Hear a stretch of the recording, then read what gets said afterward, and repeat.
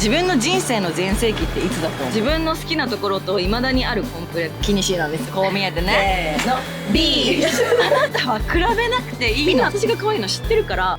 こんにちは、上野有沙です。そして皆さんこんにちは、葵です。はーい。ということで久々かな。そうですね、こうやって動画撮るの。そうだね、葵ちゃんと一緒にコラボ動画を撮っていきたいと思います。見ての通り私たちはプールにいます。ダナン、ベトナムダナンのプールに。で、葵ちゃんの方ではゲットレディの動画が上がってるので、ぜひチェックしていただきたいのと、うちらの Vlog だったりとか、いろいろ撮ってるので、ベトナムで、ぜひ楽しんでいただけたらと思います。で、今日はちょっとトピックをいろいろ考えて、葵ちゃんと、プールサイドでお酒を飲みながらおしゃべりみたいな風にしたいなと思ったんですが、飲み物が45分以内に届きますみたいな感じなので、ちょっとしかもうちらマジ時間ないもんね。届く可能性もあるし、45分本当にかかる。そう、時間あんまりない。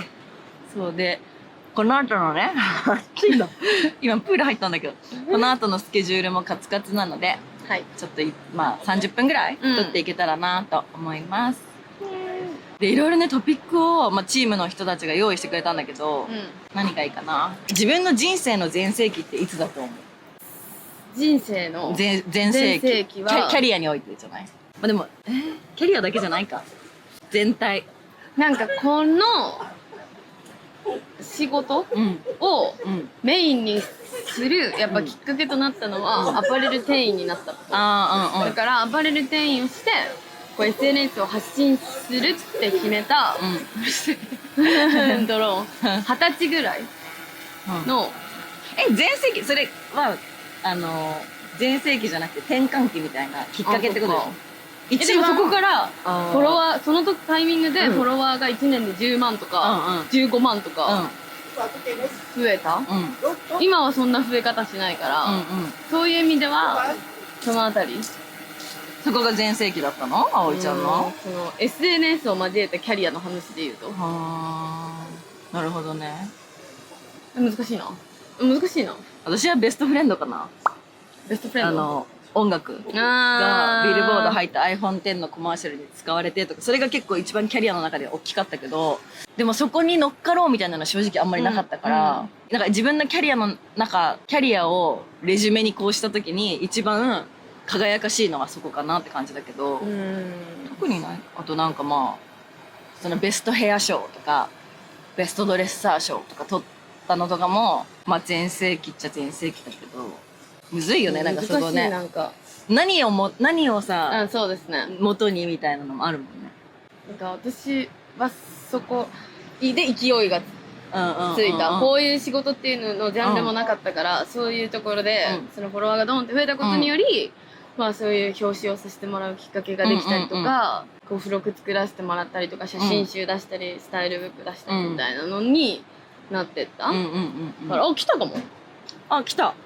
飲み物来ました。45分じゃなかった。はい、1問答えたところでお酒が来ました。葵ちゃんモクテルだね。これモクテルです。私はお酒です。乾杯。白ワインいただきます。そうだね。じゃあ葵ちゃんは東京に来るタイミングって感じ？難しいな。でも何をわかる？何をもとに全盛期って感じだよね。だったら私ネオギャルって話だし、そうですね、ベストフレンドとかじゃなくて。確かに。だからむずいかも。確かに転換期って言えばそうだな。でもそれがキャリアにつながってる。むずいですね。そうだね。いろんな場面があるから。あるよね。そうだよね。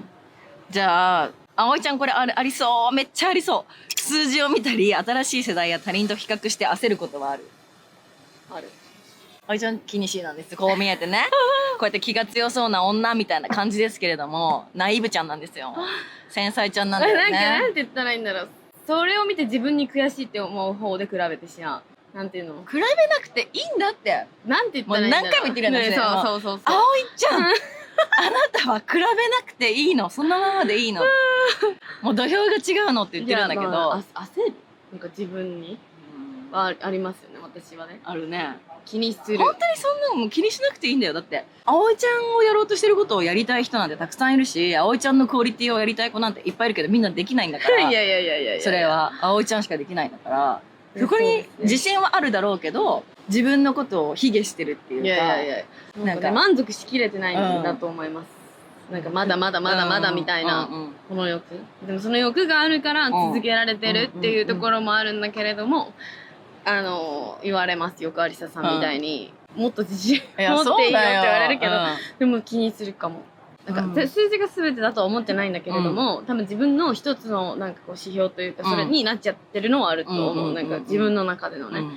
それは再生数だったりフォロワーだったり、それが全てじゃないっていうところにたどり着いてはいるんですけど、もう限界があるから、10万人とかだったらもうちょっと20万人行こう、30万人行こうみたいなのを目指せるのが夢じゃないんだけれども、もうこの50を超えてからは結構100に近づくって結構難しくて、もうテレビとか出ない限りなかなか無理だよね。そう、もうマスの層に行ったりとか、新しいことしたり、それこそ日本以外の方たちとコミュニケーションを取ってみたいなのじゃないと結構限界があるじゃないですか。とかだとやっぱ全部全てが数字じゃないと思うしっていうのも分かるし、だけどまあ多分一つの目標として立てるものとしては見てしまうのと気にしてはいるよねっていう。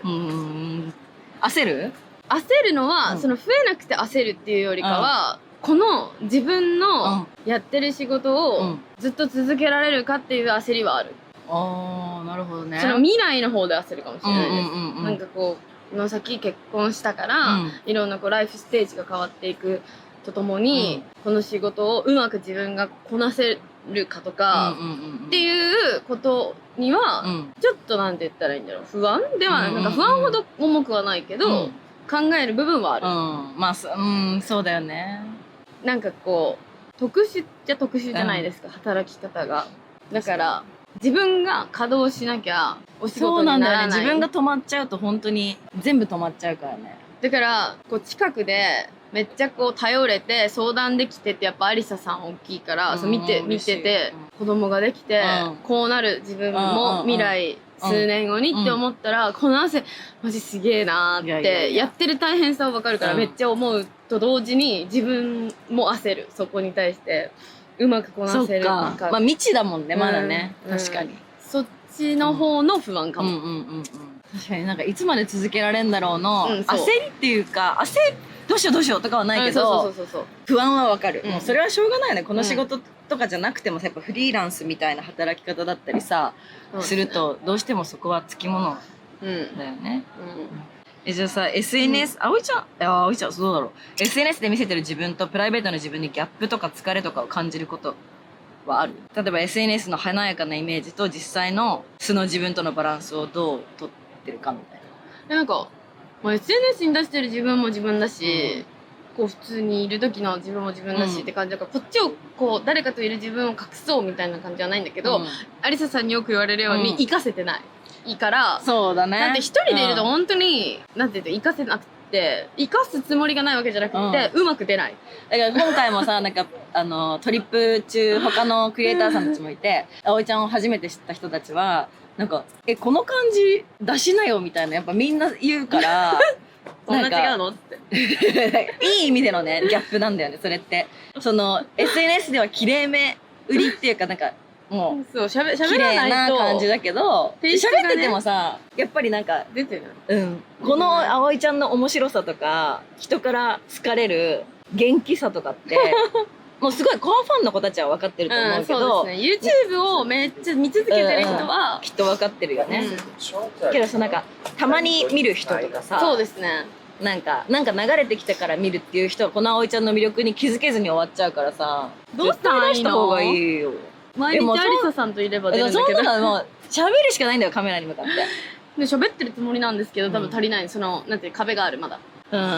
のかな、そんなつもりはないんですけどね。なんかだから、そっちもそうだし、そっちもそうだしってなった時に、疲れるかどうかに関しては、自分にめっちゃ疲れます。完璧にもう求めすぎちゃって。そうだね確かに葵ちゃんは疲れると思う。そこがそうかもしれない。わかります。仕事をすることとか、SNSを演じてるわけではないから、そこに対してしんどさはないんですよ。だけど自分のこのなんていうの性格で完璧に撮りたいとか、そうだね、それはすごいなっていう尊敬とともに私は絶対できないからたまに葵ちゃんエッセンスが欲しいんだけどそれでちゃんとやんなきゃってなるけど結局それ続けらんないし、なんかそこほんがとすごい。たまに自分で疲れる、うんもっとこれぐらいでいっかってなれたらのになって思うけど、忙しいけど難しいね。そこが葵ちゃんの良さでもあるし、もしかしたらその完璧主義を崩してみたらもっとフォロワーがじゃあ増えるかもしれない、登録者が増えるかもしれないし、それってさやってみないと分かんないじゃん。そうですね。逆にさやってみたらさあの完璧な葵ちゃん見てるのが好きだったのにって思われちゃうかもしれないし、ここはマジやってみないと分かんないから。なんて言ったらいいんだろうな、ラフさを出したくないとかの意味じゃないんだけれども、なんかこういう風に撮りたいとかって、こだわりがね、そういい意味でねの部分が崩せなくて、こういうところ来ててもこうやって撮ったらいいな、こうやって撮ったらいいなってもう職業病で思っちゃって、じゃあこうやって撮っとかないとまとめてみなきゃ分かんないかもとか思って必死になるから、そこで終わっちゃう時間が時間の使い方があまり得意じゃないの方で疲れるかも、自分にね。その SNS やってることとか、こう発信することに対してとか、ギャップがあるとは自分では思ってないから、ずっとこんな感じなんで、ここは大丈夫なんだけど、確かになんか SNS の華やかって言われるのもわかるし、自分でもまず華やかなことしか載せないじゃん、インスタなんて特に。なんかじゃあウーバーイーツ食べてる自分を1枚目にして載せるっていう話じゃん。だから例えばそれってうちらだけじゃなくて他のみんなそうだと思う。クリエイターを仕事にしてない一般の人たちだってきっとそうじゃん。なんか人生のハイライト、今週のハイライトだったことを載せるだろうし、今月のハイライトだったことを載せるだろうから、そこは別に汚い部分をを見せたくないとかじゃなくて、そもそも SNS ってそういうなんていう彩りをこうちょっと記録しているものの方が多いから、それは確かに共通してる、みんな。それに関して言ったら私はそこのギャップがあんまないじゃん。そのプライベートと動画とかまあインスタもまあそうだけど、あんまりギャップがないからまず疲れるってことはないけど、でもなんか写真を撮らなくていい旅行とかをした時に、なんかめっちゃ綺麗ってパシャって思い出用には撮るけど、ここで自分入れなくていいんだみたいな、その楽さはこれってマジで楽っていうか、だいぶ軽くなるなみたいなのは感じるけど、なんか私ってもうアリサさんもだけど、YouTube もやってインスタもやって、まあリールとかっていうこのジャンルが増えていくからやってると、1回のこの旅行とか1回の出来事に対してYouTube も撮って、インスタも撮って、もちろんそれが仕事じゃんって言われたらそうなんだけれども、いやそうなんだけれどもみたいな、分かります、このなんかこうやっぱそこでやるってなったら、うちらもやるってなったらちゃんとやらなきゃって思っちゃうから、それが今回はもう YouTube はなしでインスタでもし撮りたくなったら撮るぐらいの気持ちで行く旅行とはやっぱ気持ちが違くて、1年に1回ぐらいは動画を回さない旅行をしたいなって、去年の誕生日にハワイ初めて行った時に YouTube を撮らないっていうのをもうチームの人に断言して、今回はお休みしますって言って、8年間で初めてだったんですよ、この YouTube をやって旅行で記録しないっていうのが。なんかわかる。撮んなきゃって頭でちょっと思っちゃう。撮んなくていいんだみたいな。ちゃって、それだけやっぱりなんかやってる時は思わないんだけれども、なんてなくなったらなくなったで気持ちの面で、だから完璧をやっぱ求めちゃってるから、楽って言ったらいいですかね、荷がこうちょっと重くないというか、なんか難しい言葉の表現は難しいけどっていうのはある。って言ったらさ、これ自体もキラキラじゃん。だってホテルにご招待いただいて、ベトナムのこんなダナンっていう素敵な場所まで来て酒飲みながら動画撮ってるわけそれってマジでキラキラじゃんって話じゃん。だから結局それをしてるのうちらは、じゃあ私なんて今回動画4本撮るわけで、インスタも撮ってリールも撮ろう、これあれ撮ろう、これやらなきゃみたいな。だから結局これに関してはさ、もうご招待だからさ、ほぼ仕事みたいなもんだしあれだけど、じゃあどこどこ行くからあれ撮ってこれ撮ってっていうもう脳になっちゃうよね、そこは。しょうがないけど。だからそこの負荷は疲れ、やってる時はエネルギーになってるんですけど、やらなくなった時に感じますよね、すごい負荷だったなっていうのとか焦る。確かに一発でうまく撮れたらいいんだけど、私の場合はうまくいかなかったらめっちゃ撮り直すからねすごいよ、すごい本当にだからアリスさんが羨ましい。だってさ、なんか葵ちゃんとかさ、ちゃんともうみんな葵ちゃんがどんな顔か知ってるじゃん。だけどちゃんと可愛く映ろうとするわけ。私とかみんな私が可愛いの知ってるから、嘘でも映ってても大丈夫って思ってんのわかる、なんか私の可愛いバージョン知ってるやん。だからブスでもいいって。今日のインスタブスでもしょうがない、いいの別に。だけど葵ちゃんはそういうことが一切ないから。だってちょっとでも可愛く、偉い、本当に偉い、すごいです。じゃあ自分の好きなところと未だにあるコンプレックス。好きなところはまあ基本ハッピーなとこ。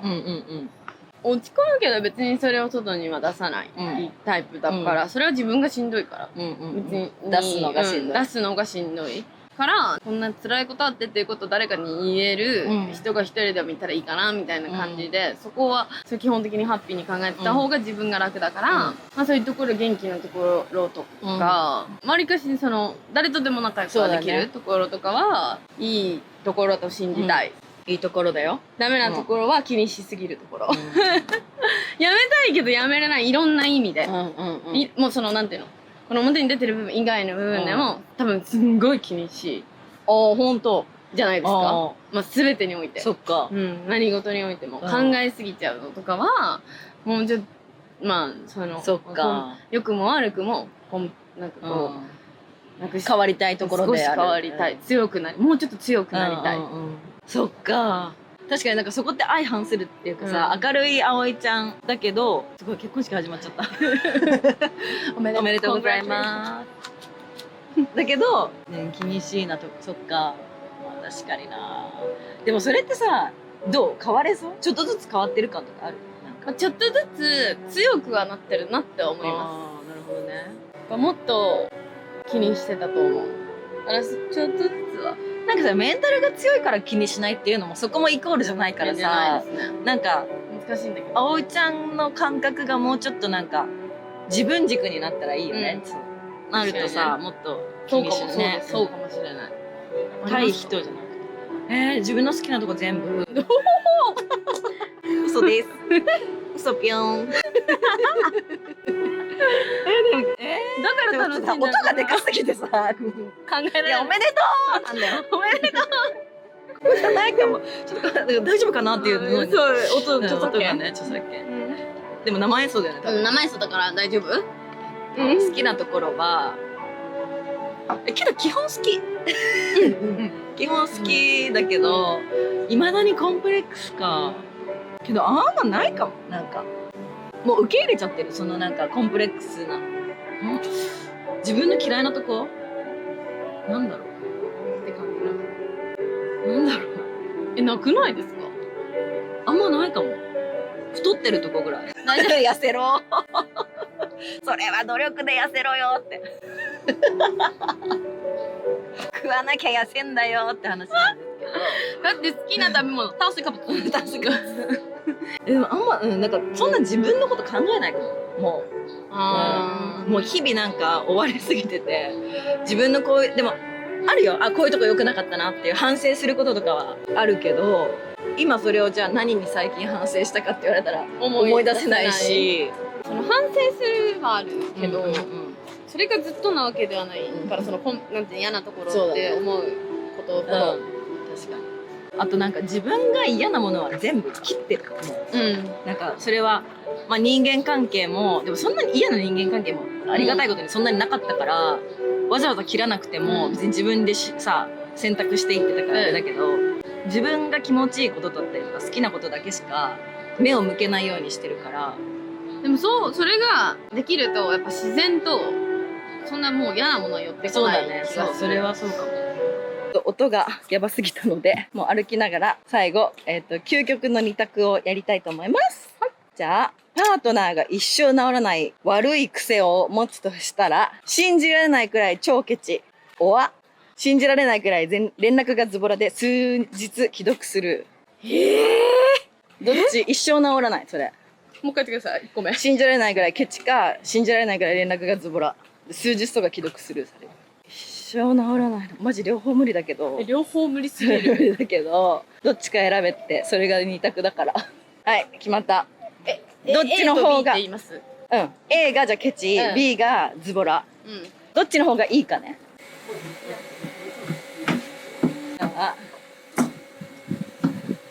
せーの、B。ちなみになんで？理由はなんかまあ普段節約するとかはまあいいんだけれども、こういう旅行来たりとかを行きたくないとか言われたらはぁみたいな、楽しもうぜってなっちゃうから。結局ケチな人って人のお金でもケチってそれはありがたいことだし、なんだろう、いいことでもあるんだけど、こっちだってね、そうなんか気遣いすぎて楽しめないみたいな、日常で節約するのはまあまあ大事なこともあると思うけど、なんか旅に行った時もこんなこともみたいなのはきついかもと思って。連絡は別にもうなんか必要最低限しか取らないから、位置情報さえオンにしてくれてれば生死が確認できるじゃん。はいはい。あと思ったのは、家帰る場所一緒だから、連絡取れなくてもいいかと思って、最悪の場合ね、生死に関わらなければってなれば映画わかる、一緒だわ。Thank you。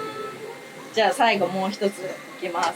仕事のモチベーションがない時、どっちの感情で自分を動かすか。はい。ライバルが先にやってるのを見て負けたくないっていう嫉妬とか焦りからモチベーションにするか、このままダラダラしてたらいつか忘れ去られてしまうという底知れない恐怖や不安だから、人と比べてよし頑張ったるでってなるか、どうしようこのままいったら私なんて忘れ去られちゃうっていう気持ちで頑張ったるでってなるか、 A か B か。その気合を入れる時にどうやって活力っていうか、よしってなるのは、よし頑張ろうって思うのはどっちっていう。私はもうすぐ決まった。決まりました。はい。せーの。B。そうなの？私は、特定の人ってわけではないけれども、なんかこう自分が、例えば、お仕事の内容として来たのに、例えばできてなくて他の子がやってましたみたいなのをめちゃくちゃ見たら、うわ、もう私必要とされてないかもって言って、頑張らなきゃって。なんかもっとじゃあ新しい。でも常に A を思ってるわけではなくて、どっちかっていうと常マインドは B。こう、自分が新しいことをやって、なんか生み出していくんだの気持ちの方が多いから、誰かがやってることを真似してどうこうっていうよりかは、みんなが真似してくれたら、私まだ、なんかこう必要とされてるものを生み出せてるんだって思えるから、基本的にはそうなんだけど、焦りを感じる方は A かもしれない。なるほどね。A で気づく。あ、やばい、なんか。まあでもそれは確かにあるかも。なんか、だから特定の人とかではないんだけれども、こういう職業って、なんかこう、会社でさ、なんか同期と比べるとかないからこそ、そういうところで、見えちゃう範囲のことは、こう、自分のムチ打ちとして気にしちゃうかも。私でもなんか、やっぱその、常にさ、もう私なんて必要とされてなくなっちゃうかも、みたいな、不安まではいかないけど、なんか焦りもでもないけど、なんかそういう気持ちはあるから、なんかそこを、そう、これを長く続けるためにみたいなのがあるから、そこで結構モチベーションにはしてるけど、まあ確かにな、モチベーション必要。本当に私最近必要。そんな感じですね。ちょっとね、今回の動画に関して途中も音がすごすぎて、あんまり会話の内容が入ってこない。大丈夫だったかな？聞こえたらいいな。尺も大丈夫かな？大丈夫だよね。はい。ということで、今から私たちは、なんかパーティー？違う、キャビア。キャビアのテイスティングみたいなのと、ディナーに行くので、ちょっとお色直しをして出かけたいと思います。では、久々の葵ちゃんのコラボ動画、こんな感じで私は雑にやってますよ。見習ってくださいね。いや。肩の力を抜いてやってください。有田さんといると、また私のチャンネルでは見れない私が、そうだね、確かに。見られてると思いますので、またすぐコラボしてください。しましょう。定期的にね。じゃあ最後まで見ていただいてありがとうございました。また次回のビデオでお会いしましょう。バイバーイ。